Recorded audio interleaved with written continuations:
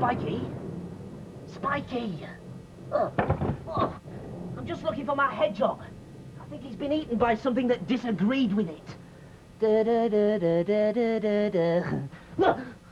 Anyway, here's a cheat for the Addams family on the SNES. Simply type in BLRZZ to get 46 extra lives and 5 hearts. So, that's big. Ah! And the rest of your family will be saved! Spiky! And now for something completely different. I'm sorry, I'll say that again. And now for somebody completely different. Yes, it's still me, just about in one piece after that rather painful transition. And this is the mill, where some of the cleverest special effects are created for adverts and TV. The mill is famous for morphing, short for metamorphosing, which means changing one thing into another. All these morphs were done at the mill. We asked them to show us how they do their morphing, but instead they gave us a starring role in our own morph sequence. In charge is producer Andy Barmer. Okay, Andy, so we're going to morph you through to Violet.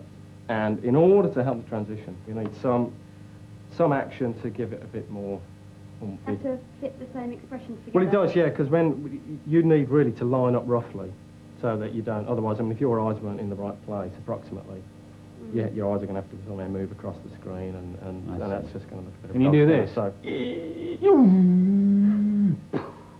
at the end, you maybe sort of acknowledge the fact that you've transformed. Become normal again. So a bit of a... Yeah. Right, let's do it. Let's go for it. To make the morph simple, it's important to put the two faces in the same place on the screen. Though there's a high-tech way of doing this, a felt-tip pen is quicker. And now for something completely different. It all takes time. They shoot against a blue screen, so they can put in a different background later. That's good. Next, it's my turn. I mean, we can resize it. Your hair's sticking up a little bit. Free-rolling. Oh, sorry. I'll say that again. And now for somebody completely different. Very good. Seems fine. Why do you say she was very good and she's only done 2 and you made me do 5, man? And what is this? There's a deal going down here.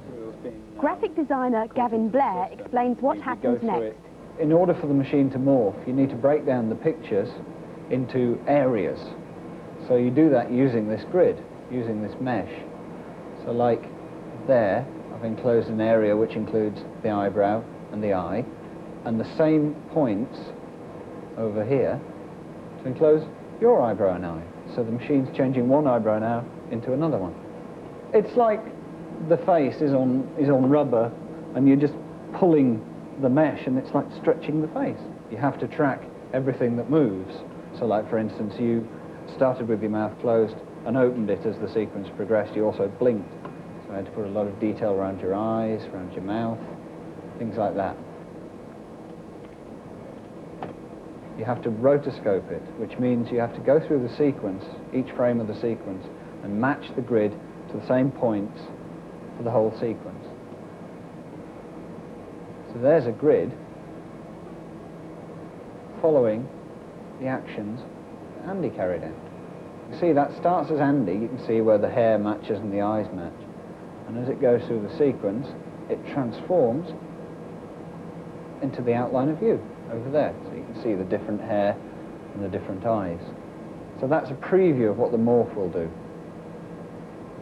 And then what I can do, if I turn off the meshes, and I can get the machine to show me Andy as you. There you go. That's Andy's face distorted to fit yours. Okay, so what I'm doing now is getting the machine to show me what you will look like distorted to fit Andy's face. So there you are. Let's admire the morph again in slow motion. You just can't see the join.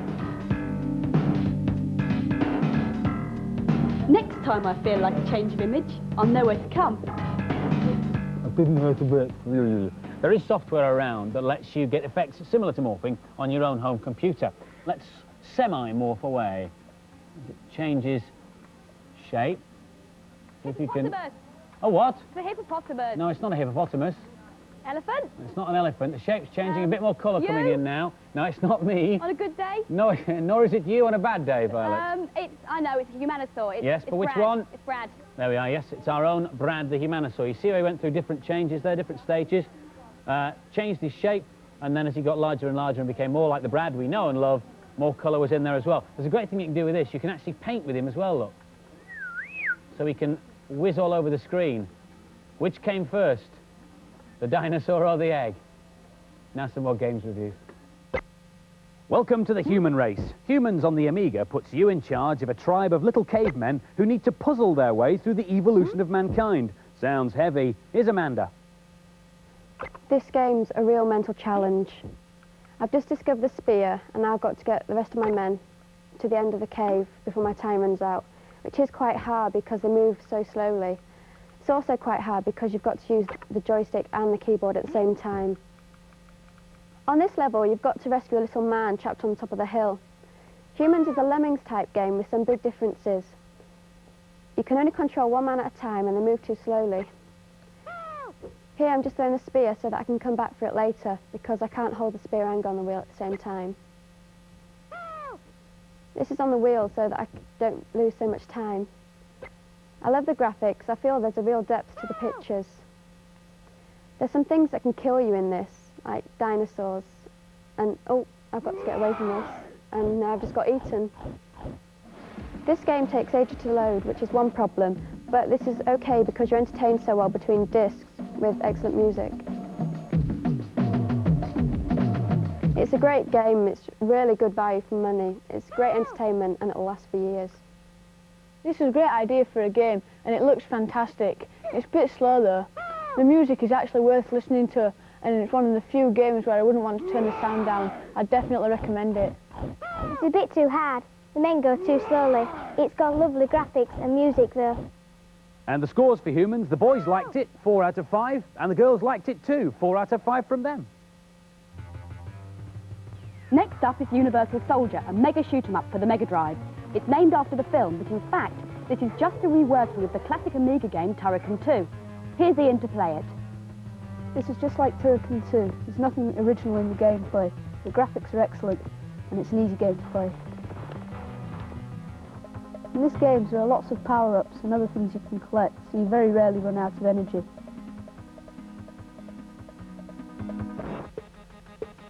This is the end of level Meanie. He's very nasty to you.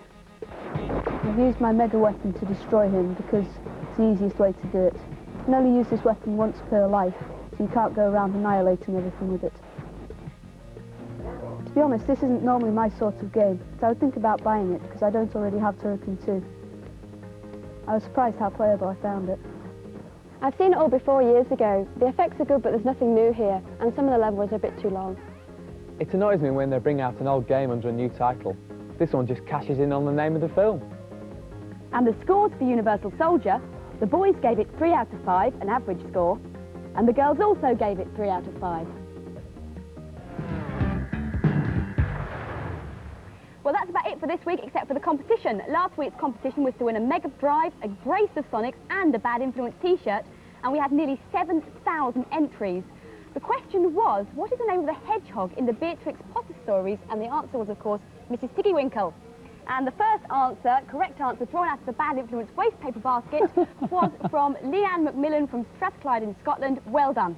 If you'd like to win that weekend recording your own single with Brooklyn, stand by. The 5 clips of music you got to identify are coming up over the Data Blast. We're back next week with more Bad Influence, or join me 9:25 Saturday morning for What's Up Doc. Take care. Bye-bye. Here comes the competition music to identify. 1, 2, 3, 4, and 5.